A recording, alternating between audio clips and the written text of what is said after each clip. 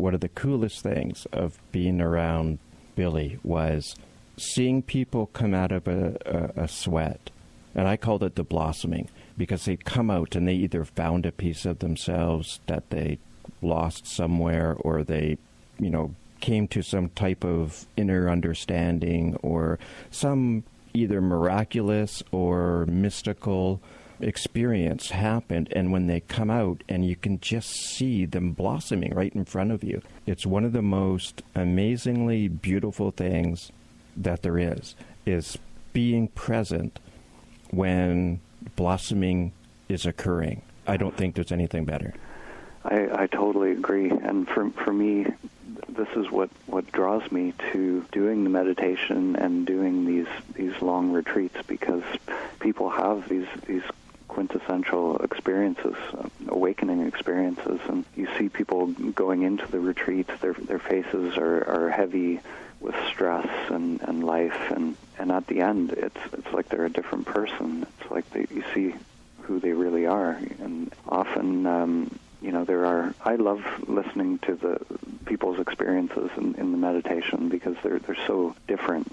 Some people will have just crazy experiences of light and all kinds of visual phenomena. Other people will describe it in completely different terms, and I find it fascinating. It's part of my exploration in the next film is with the chakras.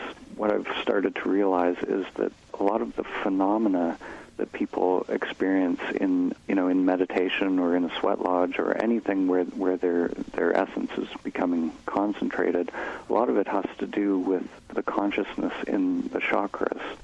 It actually changes the way that they experience that. So that's why, one person can go in and they'll have one type of experience, and another person will go in and, they'll be seeing entities, or they'll be seeing different things. And, I've always, in the past wondered how is it possible that people can have such radically different experiences?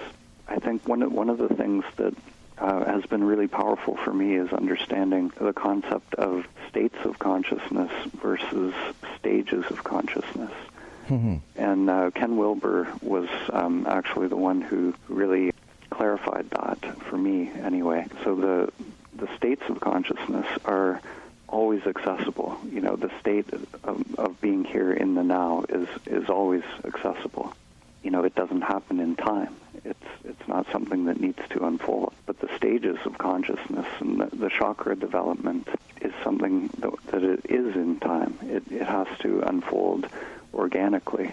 So there are these two aspects of awakening and of meditation that go hand in hand, and it's almost like a yin and yang. Like the yang, the masculine single-pointed consciousness is this penetrating, cutting into the present moment, just collecting yourself in the now. And then the feminine, the yin aspect, is this organic unfolding, sort of allowing the energy to move, surrendering. And the two are doing this dance together.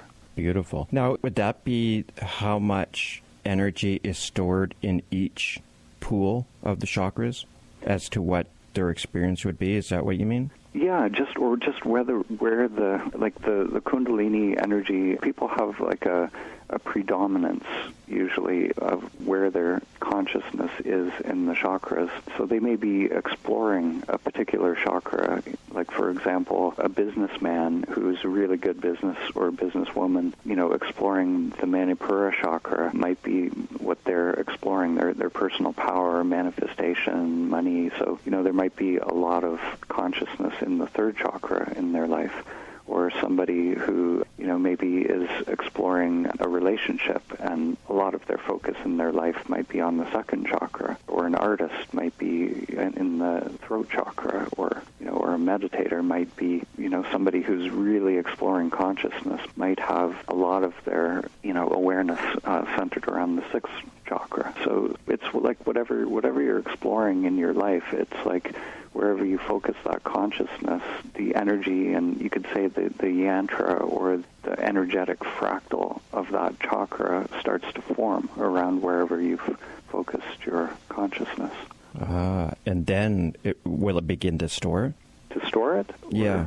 Well, it's to me, it's like a flower that grows. It's like, if you're exploring the artist, or the expression, it's like that may blossom in your life. So the energy, the Kundalini energy, flows up the spine to that chakra, and it's literally feeding whatever it is you're exploring. So if you're an artist, if you're creating music, you're creating paintings, then that actually is part of the blooming or the blossoming of that chakra. So right. it's the outer expression. There's an outer expression and an inner expression as well. There are many ways of talking about them. Like in the Samkhya tradition, there's the idea of the koshas, or different energy sheaths. So the chakras could be expressed through any of those sheaths, from the gross animal physical form all the way up to the most subtle bliss forms. Does that make sense? Yeah, it's much like the Chenrezig, the heart chakra meditation. It simply opens, much like a flower. Yes, and like the heart chakra, it actually, these ancient Vedic depictions of the chakras, which I've been exploring in my own art and for the next film, like they really do look like flowers almost. Like they're based on 3D geometry that, I think what's going on in a flower and what's going on in the heart, or in Buddhism, even the thousand-petaled lotus, they use that symbology to express what is actually happening on an energetic level. Yeah. After I came out of that heart chakra meditation, Chenrezig, with His Holiness, in downtown Seattle, and I'm with this old friend of mine, and when I walked out of the building, I was so open. I got too open too quick, and I could see, like, as people were on downtown Seattle, and as people are walking by me, I can see their pain. And most people carry an awful lot of dark pain within them. And so I'm in downtown, tears just streaming down my eyes, and I say to this friend, you need to take me to a tree. I need a park so I can sit my back against a tree and ground, because this is just it's too much. Mm-hmm. To see other people's pain isn't fun. And then I remember I heard shortly thereafter that the Dalai Lama was asked, like, who are his heroes? Who does he, look up to and stuff? And he mentioned this one, and I forget it now, it's so long ago. He mentioned this one. I think he's a yogi. I don't remember, but all he does is cry. Somewhere in India, and he just he's like a, what do you call a weeping yogi? Yeah, like a weeping yogi, and he just that's all he does, and people will come up and he'll give them hugs and stuff, and my thought is that what he's doing is that he's taking away their pain, and just seeing it, I can totally understand. It was just, man, I thought, holy, for somebody to do that every day, whoa, that takes an awful amount of strength. I couldn't do it for an hour. Some of the Tibetan practices are very, very powerful, and there is a Tibetan form of meditation where the idea is to take in, to actually realize yourself as all beings, and to actually accept the suffering of all beings. And it's sort of the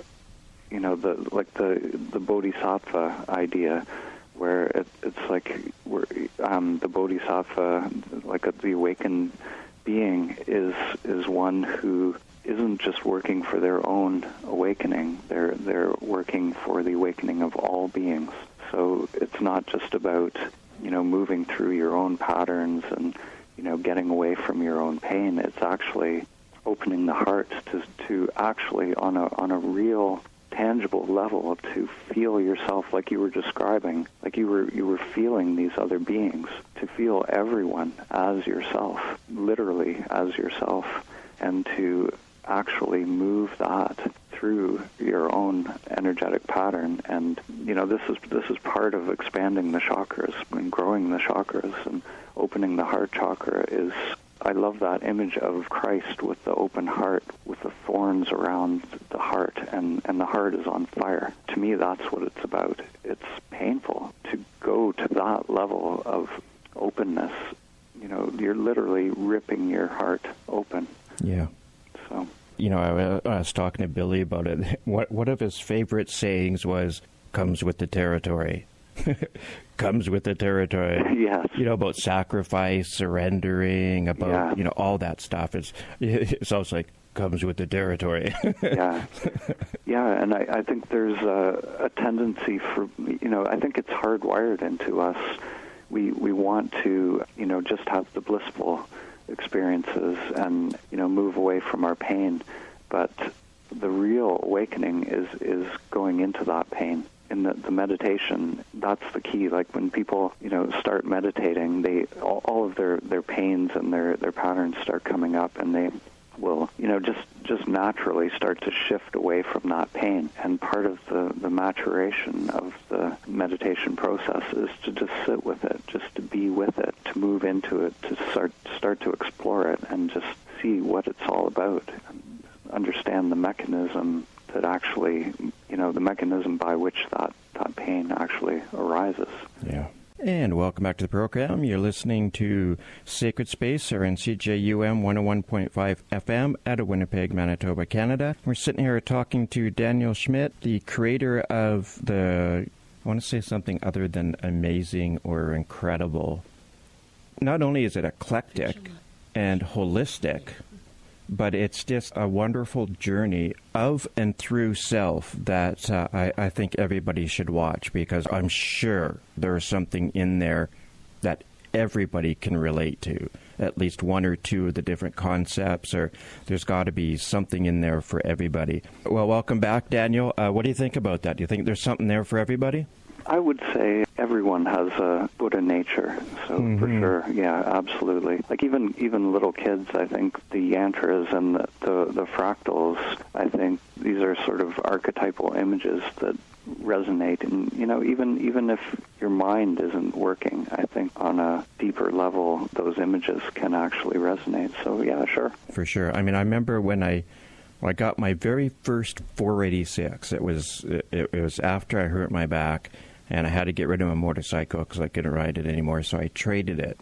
And I was really stupid at the time, but I don't know. It's like, what's the point of having it if I can't ride it? But I traded it for a 486 computer. And I remember the first thing that I went out looking for was a fractal screensaver. And I finally found one on the old, what were they, 3 1/4 or 5 1/4 discs? You don't even use them anymore. That sounds familiar. I think I did something similar. Yeah, and of course you can't even find anything. At least I haven't yet found anything that was remotely as good as what that was. Mm-hmm. But then once you start upgrading, of course you can't. You can't use it. I think my first fractal, it took about a week to render on an old Amiga computer. Oh my God! And it was like I was just a ridiculous image by today's standards. So. Yeah, God, the old. Well, I learned on a VIC-20. Oh wow! That was my first one, and then to the Commodore 64.